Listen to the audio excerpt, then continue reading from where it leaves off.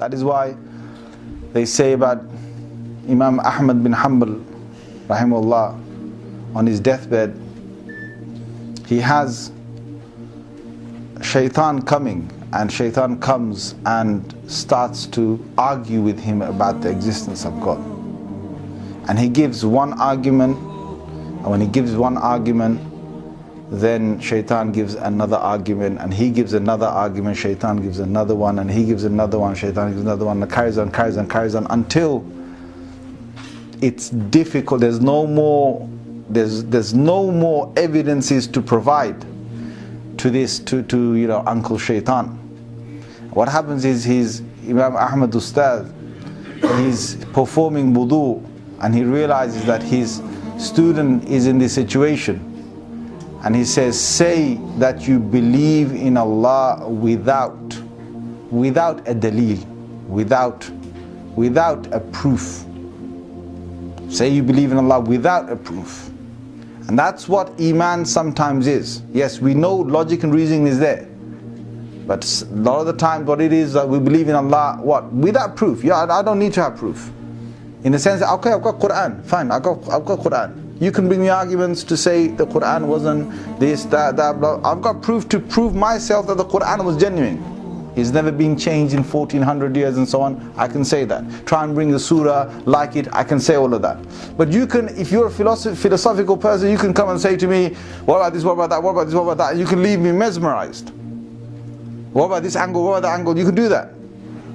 But Iman is something that once you've got your beliefs, you say that I believe in this. Why? Because the whole world, all these Muslims have got a chain going up to the Prophet ﷺ. There's Sahaba, there's Sunnah, there's Hadith, we find all of this. Yes, you can say all of that.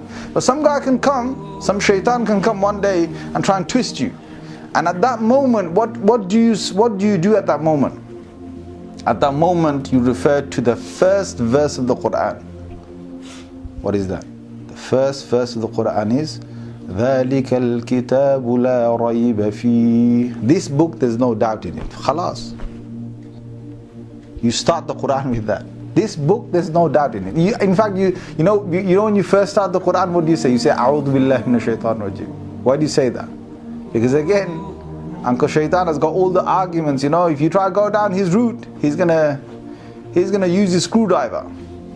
And with his screwdriver, he's gonna twist you and turn you. So we say, A'udhu billahi min shaitan, and we say, oh Allah, protect me from the outcast of shaitan. And then after that, one of the first verses, ذَلِكَ الْكِتَابُ لَا رَيْبَ فِيهِ. This book, there's no doubt in it. Why are we saying that? Why did Allah start the Quran with that? Do you know that there are professors in the world, many professors in the world, who know the Quran better than me and you, but they don't believe in the Quran?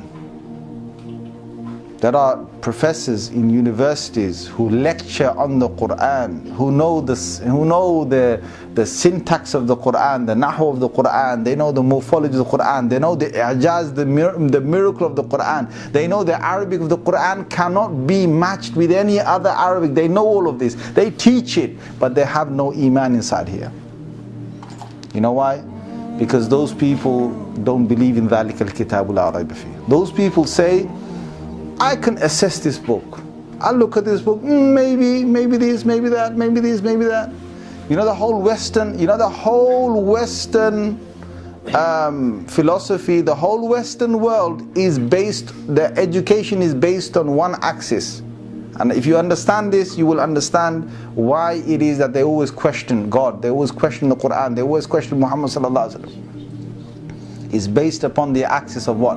That there can never be an absolute truth. Their philosophy says there can never be an absolute truth. If there's a truth to something, there has to be a falsehood to it. So if you say that God exists, they want to know an argument that God doesn't exist. If you say that Muhammad sallallahu alaihi wasallam existed, they want an argument that he didn't exist. If you say he was truthful, they want to know whether he lied or not, whether he did something wrong or not. And that's where the whole philosophy goes. And we, with our Iman, we surpass all of that.